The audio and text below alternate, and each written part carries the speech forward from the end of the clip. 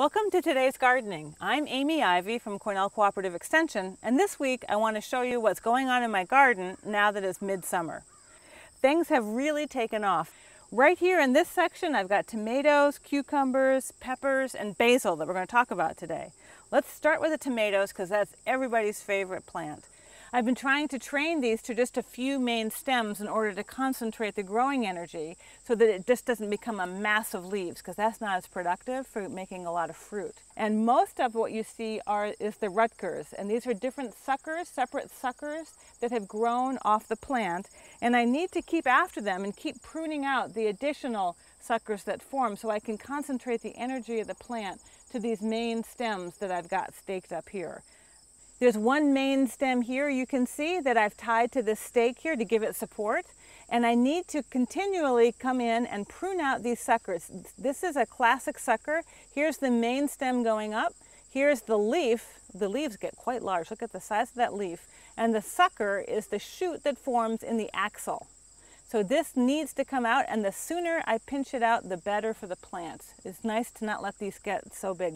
And then as this grows, I'm just going to tie it to keep giving it support up this stake here. There's some other ones too that are doing it. See, this is a very big sucker. When they get too big, I like to use scissors to make a nice clean cut. So I'm going to do that right here and cut that out. So this is a slicing tomato, and the very first one is ripe here. I want to harvest that. I'm going to pick that for you today. You can see what it looks like. It's almost all the way ripe. I tend to pick mine just before they're fully ripe so they can finish ripening indoors without risking any damage from insects or birds or rodents, damaging my beautiful fruit. Over here I've got paste tomatoes. Roma is the variety. They have a very different shape, and they're a more dense fruit. These are great for making sauce. You can boil them down into a thicker sauce more quickly. So I even like these Roma types just sliced up on a sandwich too, because of that meaty quality. They have a lot of flavor, I find. So this is the Roma one. You can see how differently it grows in terms of how the fruit forms on the clusters, and it has a ways to go yet before it's going to be ripe. There's something very interesting going on right here.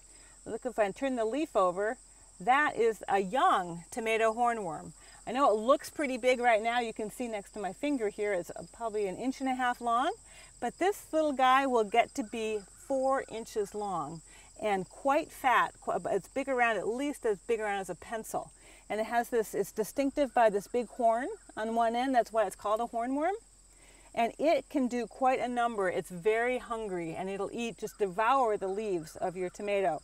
1 or 2 of these you might be able to live with, and I try to when possible because they turn into a beautiful moth. It's called a hummingbird moth or a sphinx moth.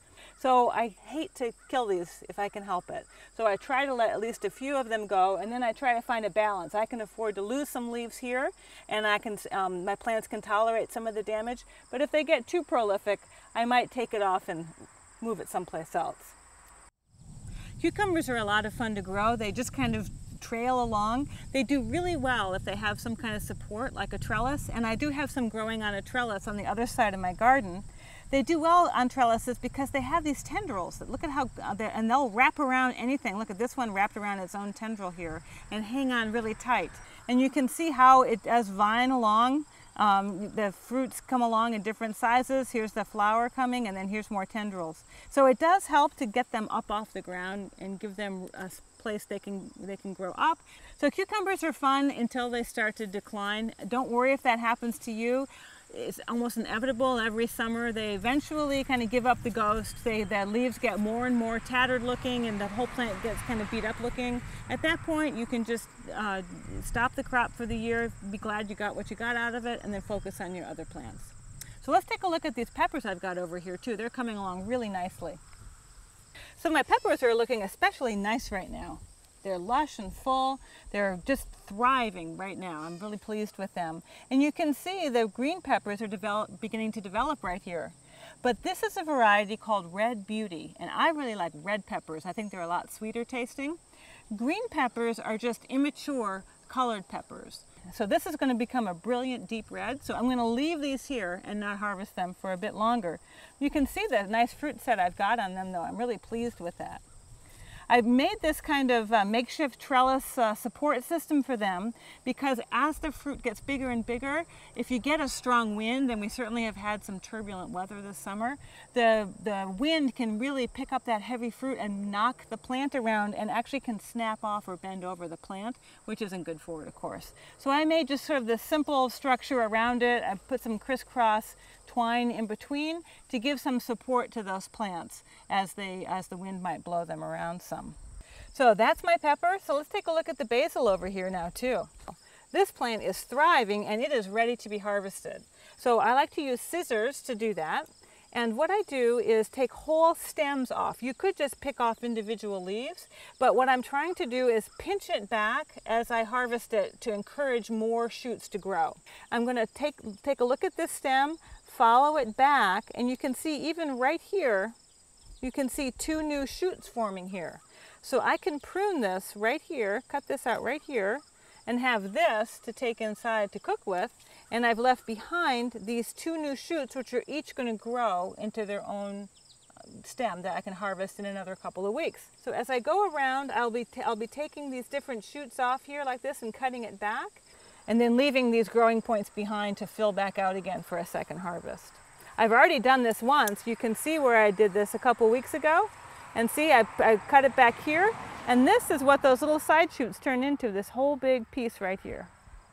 Once it starts to flower, basil starts losing its flavor. You don't want those flowers to form, so go ahead and cut out the flowers as you see them. They put their energy into the flowers instead of into the leaves, and you want that flavor to be concentrated in the leaves. So those are some things going on in my garden this time of year at the peak of summer. Hope I've given you some ideas of things you might like to try yourself. That's it for this week. I'll see you in the garden.